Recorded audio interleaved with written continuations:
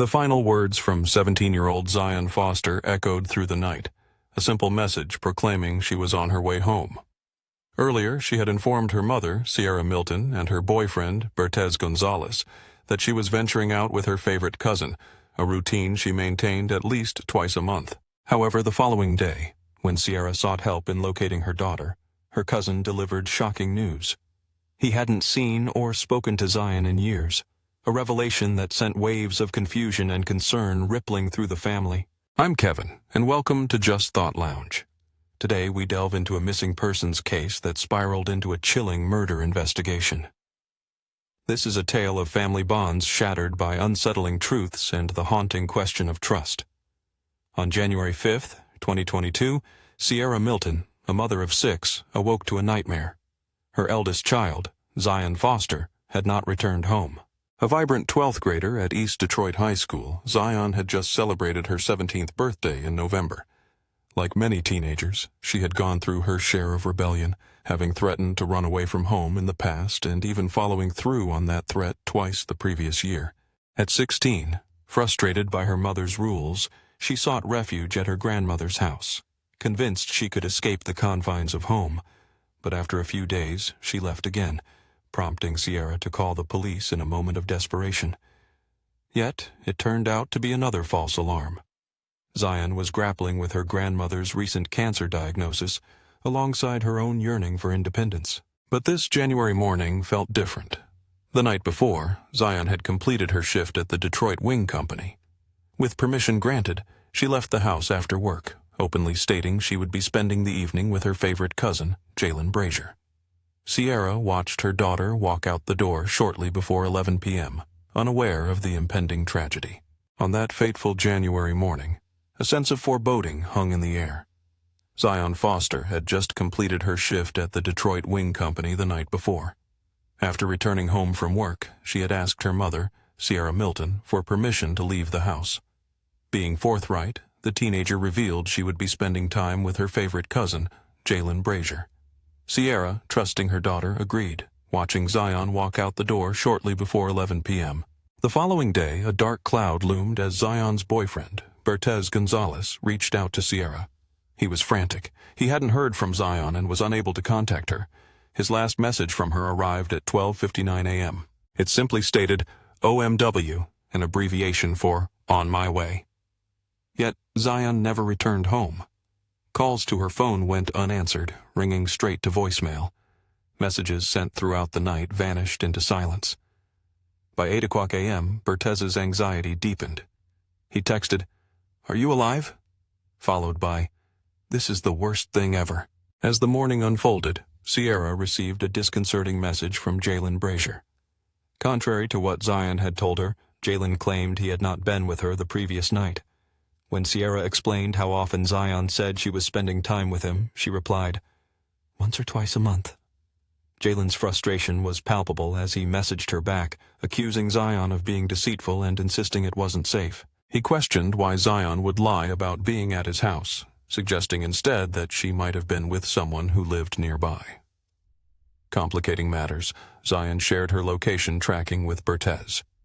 This tracking indicated that at 11:24 p.m. the night before, she was just across the street from Jalen's home. Bertez, feeling the weight of insecurity in their relationship, took a screenshot of her location at that very moment. Jalen's denial loomed large, and as events began to spiral, the truth became murky. Witnesses would later recount how Zion was known to frequent the area, a fact that seemed to escape the notice of law enforcement at first. "You guys should know that," someone would assert, implying the detectives were missing crucial information. As time passed, the mounting tension became evident. Jalen, under scrutiny, shifted his story during an interrogation. He spoke of a casual evening, claiming they had just been relaxing when everything changed. He recalled leaving the room for a drink, only to return and find Zion seemingly tired, her head laid back as if drifting into sleep.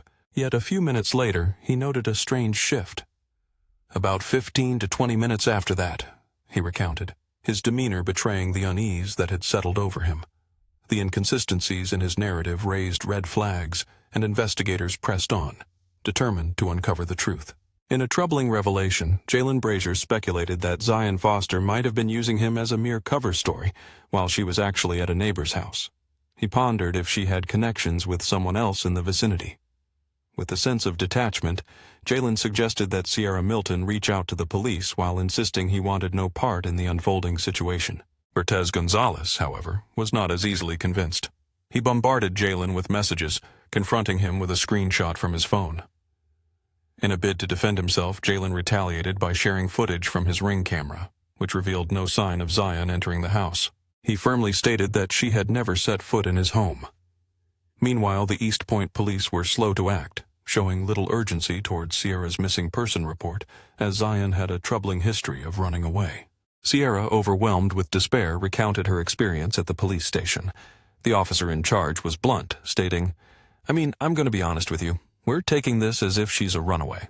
Faced with inadequate support from law enforcement, Sierra decided to take matters into her own hands. Enlisting the help of family and friends, they initiated a search for Zion in the days that followed. Flyers were posted, rallies organized, and the media engaged.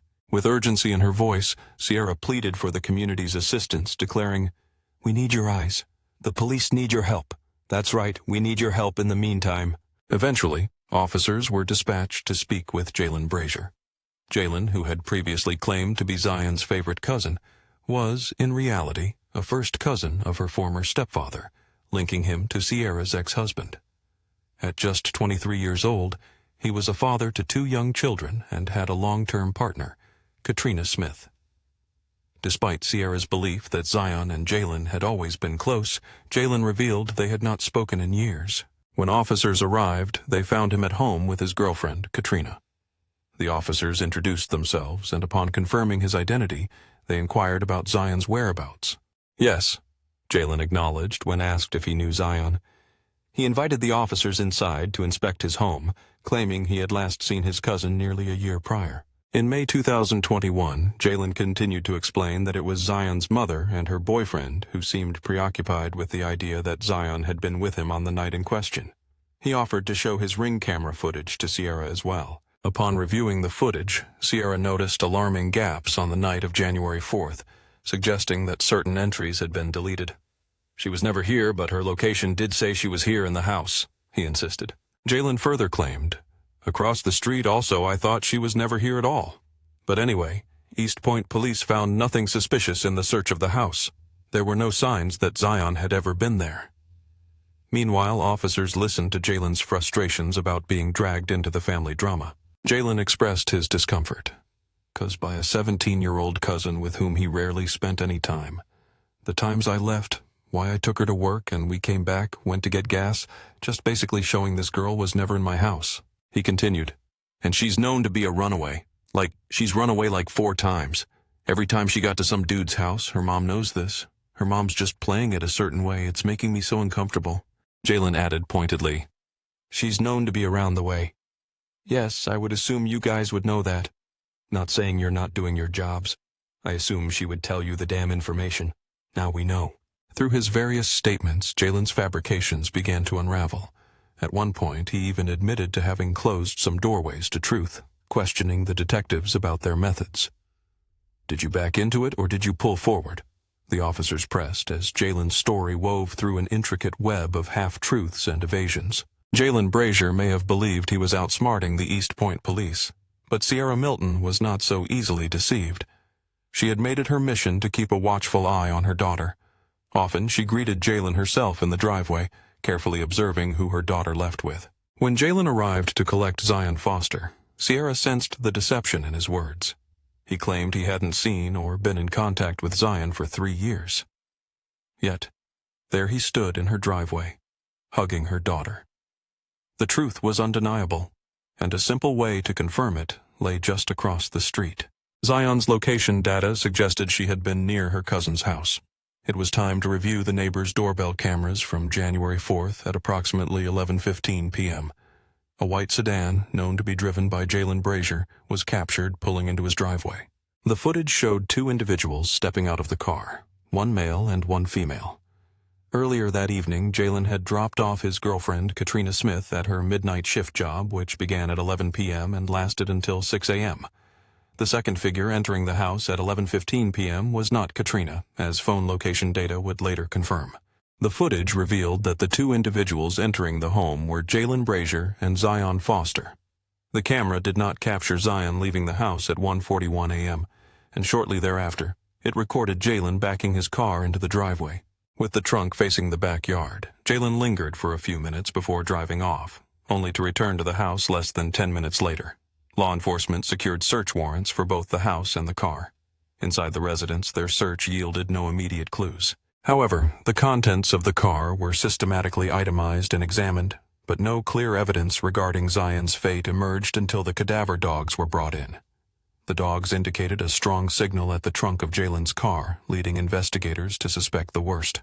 On January 19th, Jalen, accompanied by a friend who was a lawyer, voluntarily sat down with detectives. It quickly became apparent that he had lied about his whereabouts the night Zion disappeared. In an attempt to set the record straight, Jalen presented what he claimed was the true sequence of events from that fateful night.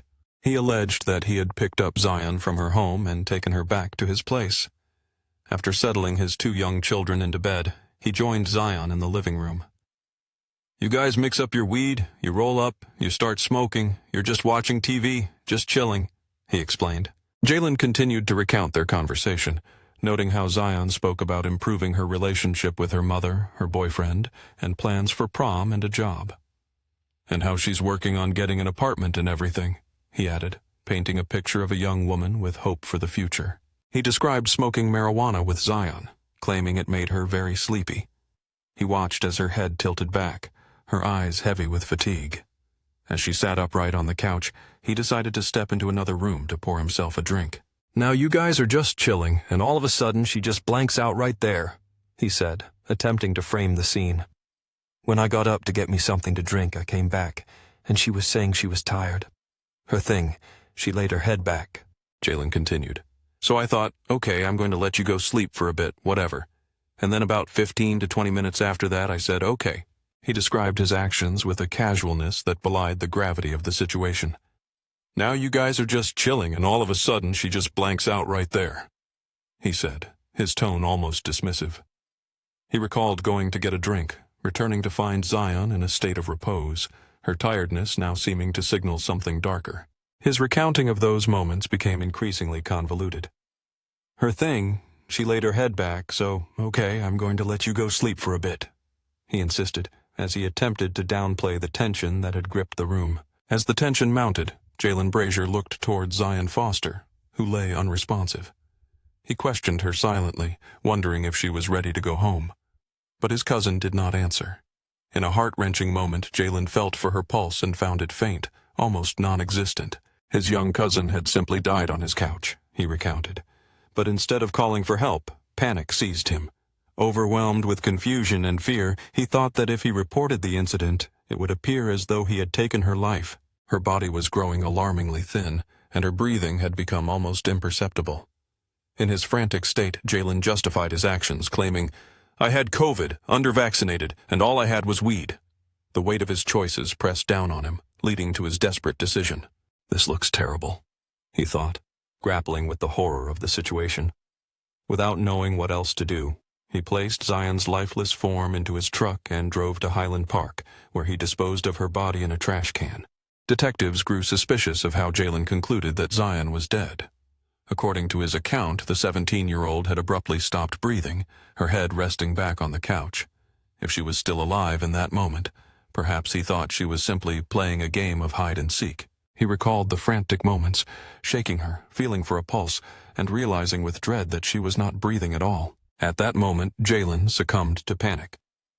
What would anyone do in that situation? He wondered aloud, reflecting on the chaos of those moments at home. He believed that she was undeniably dead. Detectives pressed him, questioning, was she dead, or did she have any faint signs of life? Jalen's answer remained resolute. There was nothing. I assumed that was it. He understood the gravity of the situation. You know the difference between dead and alive, right? He insisted. She wasn't breathing and her heartbeat was absent.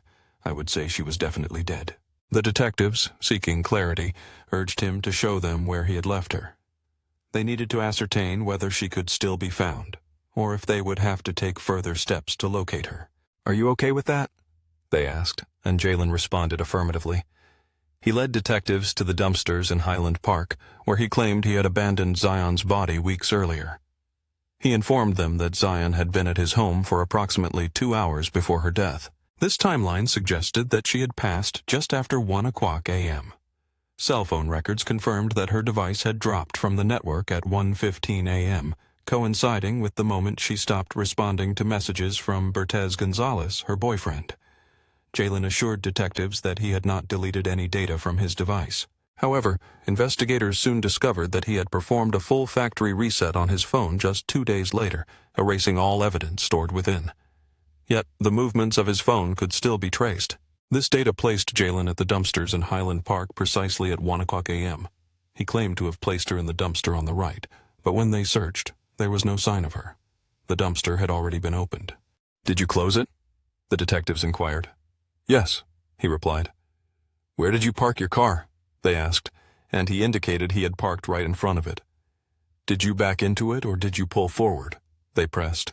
"So, you were side by side," they concluded, piecing together the fragments of his story. In a haunting echo, Jalen repeated, "My baby just died." The police continued to press for clarity. "You closed it?" they asked, seeking to untangle the knots of his narrative. "Where did you park your car?" they inquired, digging deeper into the timeline of that fateful night. As the interrogation unfolded, the weight of Jalen's lies became increasingly heavy. "Okay, I'm sorry. I said right in front of it," he faltered, his earlier confidence giving way to uncertainty. The phrase, "my baby just died," echoed hauntingly as the reality of Zion's fate loomed ever closer. In a shocking act of brutality, Jalen Brazier discarded Zion Foster like she was nothing but trash. The following day, January 20th, Jalen sat down for a follow-up interview, and it was here that inconsistencies began to unravel in his narrative. He now alleged that the two had experimented with acid that fateful night. He claimed that it was her adverse reaction to the psychedelics that must have caused her heart to stop. This explanation, however, carried as much weight as his earlier assertion that marijuana had led to her death. The detective seized upon these new claims, hoping to extract a confession from Jalen.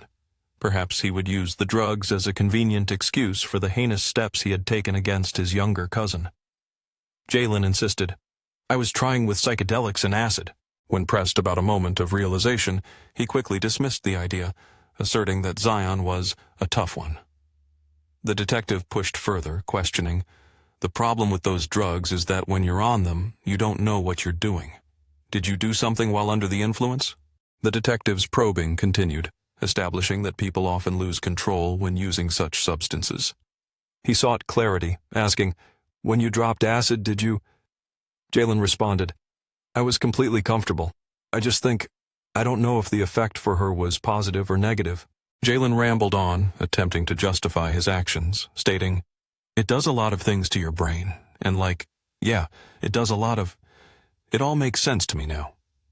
The detective, intrigued yet skeptical, mused that it was difficult to reconcile the image of this nice young guy, capable of harming anyone. Jalen, perhaps feeling the weight of the detective's scrutiny, nodded in somber agreement, acknowledging the disconnect between his usual self and the person he had become under the influence. "If you did something under the influence, I need to know," the detective urged, recognizing the significance of such a revelation. However, despite the detective's relentless questioning, he could not elicit a confession without this crucial admission.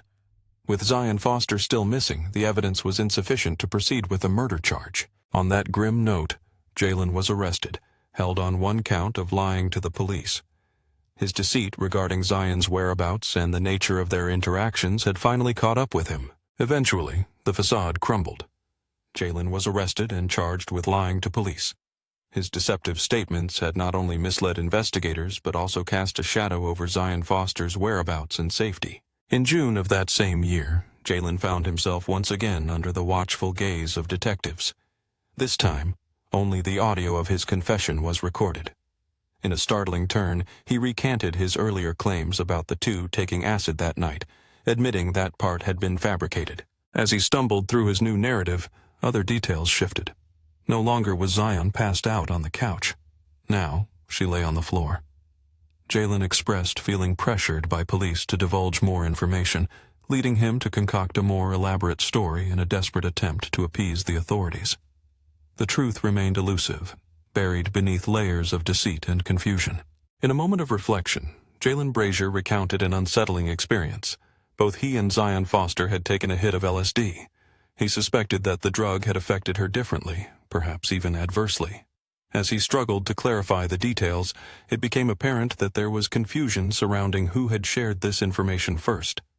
Jalen felt a pressure to fill the gaps, a sense of urgency fueled by the grim reality of the investigation. With a cloud of uncertainty hanging over him, Jalen sought to piece together the fragmented narrative. He mentioned that before arriving at the scene, he had learned of the garbage collection trucks actively working in Highland Park. Their task was monumental, sorting through mountains of refuse from across the Detroit area, a grim job that had accumulated over several weeks. The daunting task of sifting through the debris was a necessary measure, as investigators searched for any evidence that could shed light on Zion's fate. Each bag of refuse held the potential for crucial information, yet the sheer volume of waste was overwhelming. An extensive project was set into motion, expected to last 8 weeks. A dedicated team of volunteers, clad in masks and hazmat suits, joined forces with heavy machinery. Together, they meticulously sifted through layer upon layer of the landfill, driven by the singular goal of uncovering any trace of Zion Foster.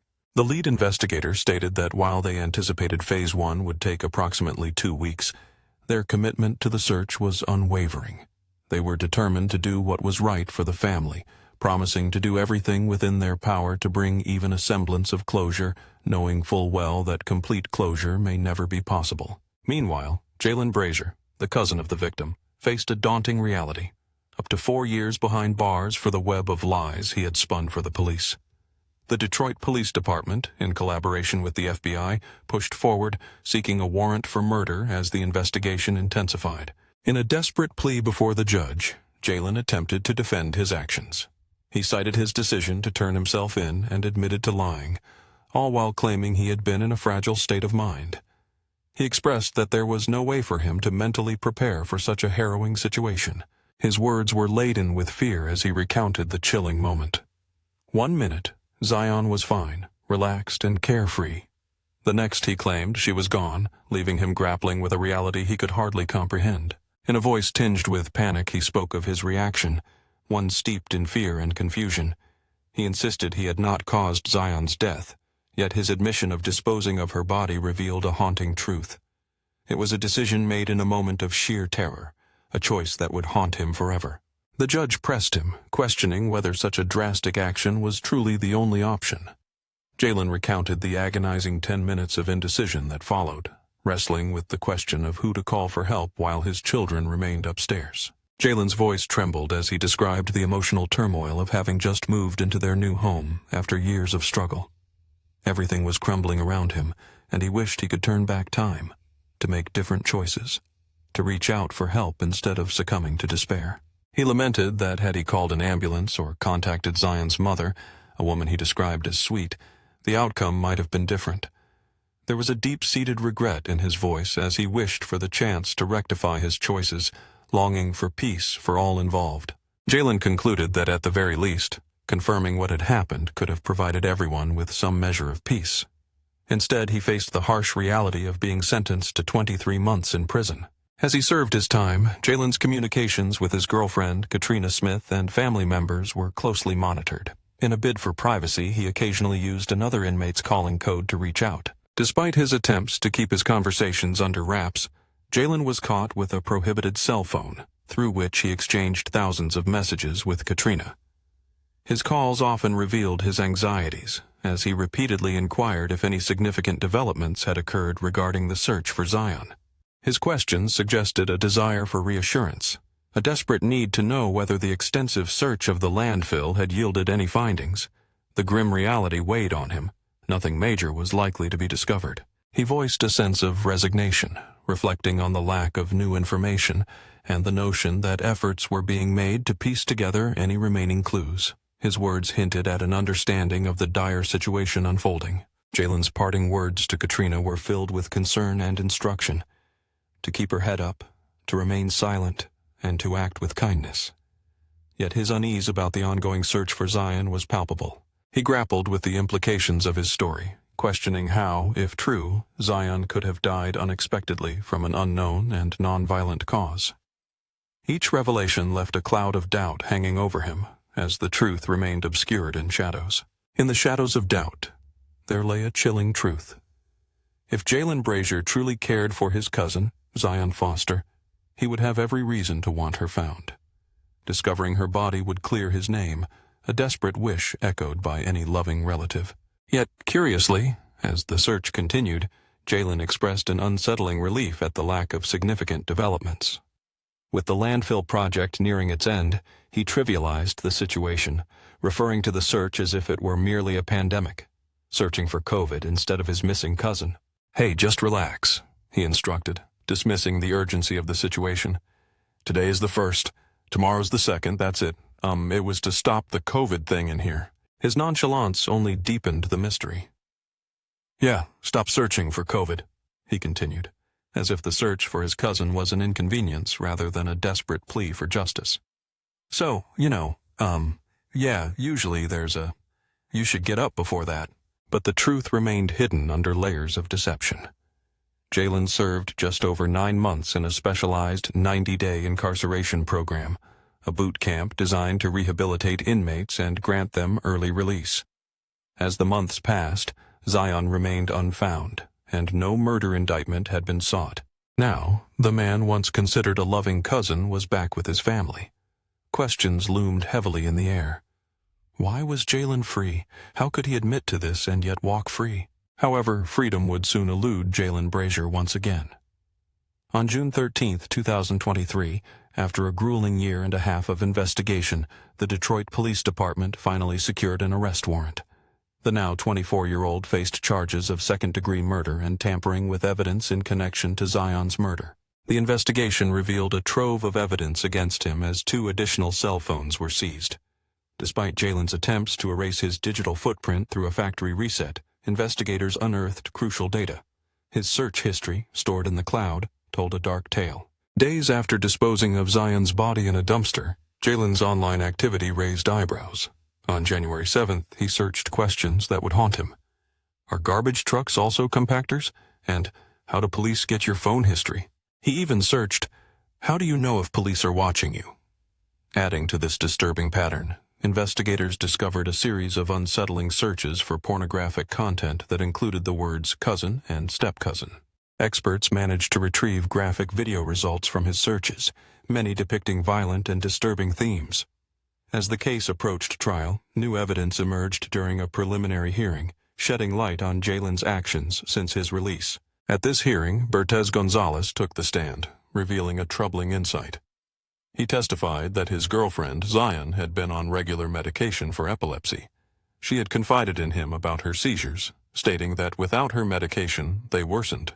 In one alarming instance, Bertez witnessed Zion faint, slumping forward before regaining her composure moments later. He believed this episode could have been a seizure. "Have you ever seen her have a seizure?" the court probed. "I think so, yes," Bertez replied, the weight of his words hanging in the air. "I think so.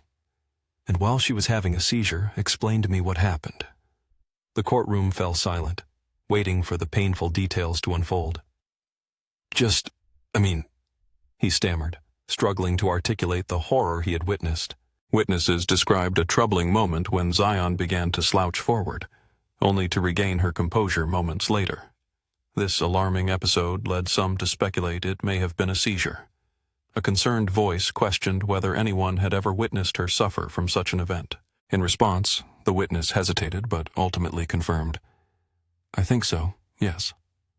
When pressed for more details, they struggled to articulate exactly what had transpired during the incident, the memories clouded by fear and confusion. In a chilling recount, Jalen Brazier described Zion Foster's sudden collapse. He insisted it was merely a brief episode, a momentary passing out. When pressed, he dismissed the idea of her foaming at the mouth or shaking uncontrollably, claiming instead, "No, okay, she just passed out." Yet Sierra Milton, Zion's mother, whose youngest child had been diagnosed with a similar condition, firmly asserted that this narrative was false. Zion had never experienced a seizure. Medical records spanning years of treatment stood as evidence, corroborating Sierra's claims. Amidst the unfolding drama, Jalen's account began to take on a new perspective. Questions arose. Could Zion's condition have led to her untimely demise in his living room? Might she have suffered a seizure? The truth lay with only two individuals. One was Zion, now tragically silenced. The other was the defendant, whose ever-changing story raised eyebrows. Despite having disposed of Zion's body, Jalen left behind a damning trail of digital evidence, which pointed to a singular, chilling conclusion. The reason Zion's lifeless form ended up in the trunk of his car that night was stark. He had murdered her. Zion had a documented history of seizures and took medication for them. On that fateful day, she had visited Jalen's home, where they indulged in smoking. In a harrowing statement to the police, Jalen later revealed that after some time, he noticed her shallow breathing and faint heartbeat. Desperate, he checked for signs of life, only to discover she was already dead. Panic set in for Jalen. He feared that his illegal drug use would lead to dire consequences. In a moment of terror, he acted. While Zion's phone inexplicably disconnected from the network at 1 a.m., the very night she vanished, slipping into oblivion alongside her. In stark contrast, her previous cell phone remained safely at home. Sierra Milton handed this device over to the authorities, and what they discovered was shocking. Inside, they uncovered months of disturbing correspondence between Zion and her cousin Jalen. The texts ranged from innocuous to deeply unsettling. As the investigation unfolded, a chilling account emerged from Jalen. He admitted to the police that during their drug use, he observed Zion exhibiting signs of shallow breathing and a faint heartbeat. Panic gripped him as he checked for any signs of life, only to find her lifeless body. The grim reality sent waves of fear through him, compounded by the fact that they had been using drugs together. Worse yet, he provided her with advice on how to avoid law enforcement if she chose to flee again. Wayne County Assistant Prosecutor Ryan Elsey characterized the texts as pervasive, oscillating between compliments on her intelligence and looks, and immature probing questions. At times, Jalen implied that others perceived them as a couple, even suggesting that Katrina, the mother of his children, felt jealousy toward Zion. "Isn't that crazy?" he asked, seeking affirmation. He boasted to Zion about his conquests with women, even going so far as to refer to himself as a god. Prosecutor Elsey powerfully concluded that Jalen had been grooming his younger cousin for years, his fantasies culminating in the tragic events of January 4th, when he acted on his dark impulses. This twisted motive, combined with the revelation that Jalen learned of Katrina's pregnancy with their third child on that very day, painted a haunting picture for the jury. In a disturbing twist, Jalen had also provided Zion with advice on how to evade the police should she choose to flee. This revelation was brought to light by Wayne County Assistant Prosecutor Ryan Elsey, who described Jalen's text messages as pervasive, sometimes flattering Zion for her intelligence and looks, yet often crossing into inappropriate territory. Some messages were immature, suggesting that others perceived them as a couple. Jalen even went as far as to claim that his partner, Katrina Smith, was jealous of Zion. "Isn't that crazy?" he had asked, seemingly oblivious to the insidious nature of his actions. He then boasted to Zion about his prowess with women, calling himself a god in a moment of misplaced bravado. Prosecutor Elsey laid bare the disturbing truth to the jury, revealing that Jalen had been grooming his younger cousin for years, a chilling manipulation that culminated in tragedy. It was on January 4th that Jalen's dark fantasies turned into a horrific reality. That day, he had learned of Katrina's pregnancy with their third child, yet instead of feeling joy, he acted on his twisted impulses, leading to the fatal outcome of Zion's life.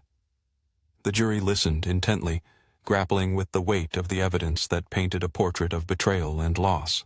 Messages exchanged between Jalen Brazier and Zion Foster revealed a web of deceit. After dropping Zion off at work that day, Jalen's lies began to unravel. Zion, plagued by nausea and hot spells, found herself in the emergency room. Yet hours later, the unbearable nausea returned. In a desperate plea, Zion messaged Jalen repeatedly, expressing her inability to stay at work due to her worsening condition. At 1:25 a.m., she sent a text that read, "I think I need to come home." Just a minute later, she added, I don't feel good. Minutes passed and Zion's distress grew. She texted, My stomach hurts. I feel sick and keep getting hot and cold. Jalen's response was dismissive, urging her, You can make it, baby. Eventually, he arrived to pick her up around 3 a.m. As Zion got into the car, she noticed a disturbing detail, a deep scratch across Jalen's collarbone. He claimed it was from a cat, a mark deep enough to draw blood. Zion found it odd. Their cat had never caused such an injury before. The trial that followed would stretch on for 2 full weeks. In May 2024, Jalen made the controversial decision not to testify in his defense. The prosecution presented a formidable case, calling 32 witnesses, while the defense failed to present any. The evidence against him remained largely circumstantial, yet it was compelling enough to capture the attention of a forensic anthropologist who scrutinized Zion's medical history. He concluded that the only condition she had that could potentially explain her death was asthma. However, an asthma attack would contradict Jalen's account. Instead of quietly succumbing and exhibiting a faint heartbeat, Zion would have been visibly struggling to breathe, a clear indication of distress. This stark contrast raised significant questions about the truth of Jalen's statements. In court, Jalen reiterated his claim that Zion had confided in him about suffering from seizures. However, he also admitted that his girlfriend, Katrina Smith, was known for her tendency to embellish stories. On that fateful night of January 4th, 2020, he had brought Zion to his home while Katrina was at work. Zion would leave that house in a chilling manner, her lifeless body concealed in the trunk of Jalen's car. It was a night marked by an unexplained gash on his collarbone, a detail that would haunt the investigation. Speculation swirled. What truly transpired inside Jalen's home that night? Was her death a tragic consequence of COVID, or did it stem from a seizure? Some whispered that Jalen's actions were driven by a fear of being caught with marijuana. He feared the repercussions of a marijuana bust. Yet, common sense dictated that visiting a dispensary didn't warrant such extreme measures. The analogy was stark. Would anyone go to such lengths to dispose of a body just to avoid a parking ticket? Jalen himself had stated that Zion had indicated she had a history of seizures. When questioned about his feelings upon learning this, he claimed indifference. His understanding was that her failure to take medication could exacerbate the severity of her condition. Sierra Milton, Zion's mother, along with the rest of her family, anxiously awaited the jury's deliberation. They were acutely aware of the numerous inconsistencies that marred Jalen's story. Sierra voiced her hope that the jury would see through the lies and recognize the truth, that Jalen had murdered her daughter, showing a complete disregard for her life. In a swift turn of events, the jury returned in a mere 30 minutes. The foreman announced, "As to count one, how do you find?" The answer was clear. "Guilty." He continued, "As to count two, how do you find?"